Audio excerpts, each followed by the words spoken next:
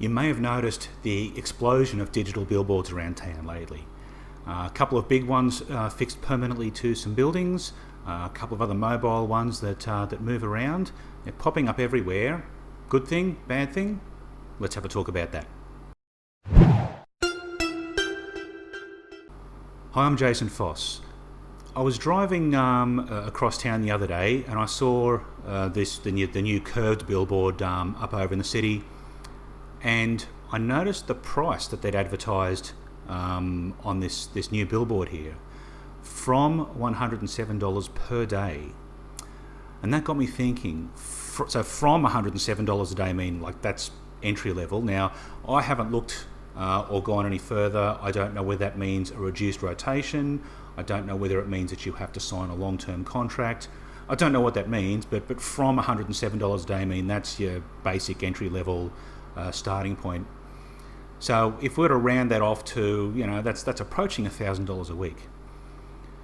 $1,000 a week for something that somebody may or may not notice. Sure, they're in good positions, but how much attention do you pay to them really? Are they any better than running an ad in the newspaper that people may or may not notice depending on what they're thinking about at the time?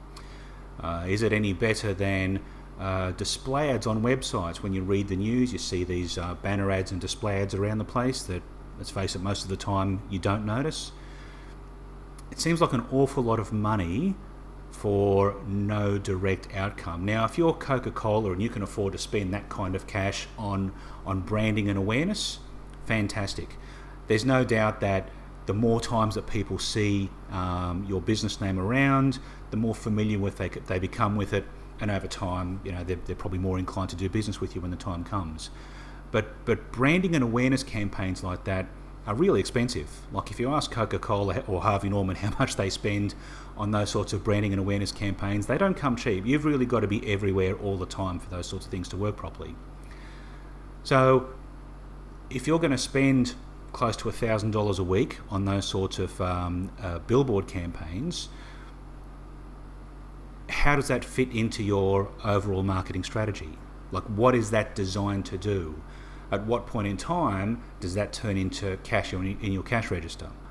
I wonder if sometimes these are more for vanity than anything else. If you're driving along and you see your ad up there, you go, oh wow, look, it's really big, my name's up in lights. It's possibly more about making you feel good about things than generating sales, revenue, income, whatever it is that you're trying to do. The other thing to consider is the proliferation of them. It seems that everywhere you drive these days, there's a digital billboard somewhere on the side of the road cycling through people's logos. The more that we see, the less of an impact they're going to have. Has the novelty period worn out for them yet? Is the honeymoon period over? Do they still have the impact that they once did, or are people just starting to get used to them now? And if people are starting to get used to them, then $1,000 a week seems like an awful lot. As I said, if you've got that kind of money budgeted in for branding and awareness, because that leads to other things further down the sales funnel, that's fantastic. But I think most of us probably don't have those sorts of budgets, so just be really careful before you start sticking your logo on a digital billboard at the side of the road thinking you're doing marketing. You might just be doing that to make yourself feel better.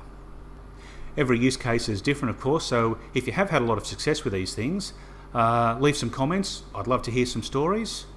I'm Jason Foss. Thanks for watching.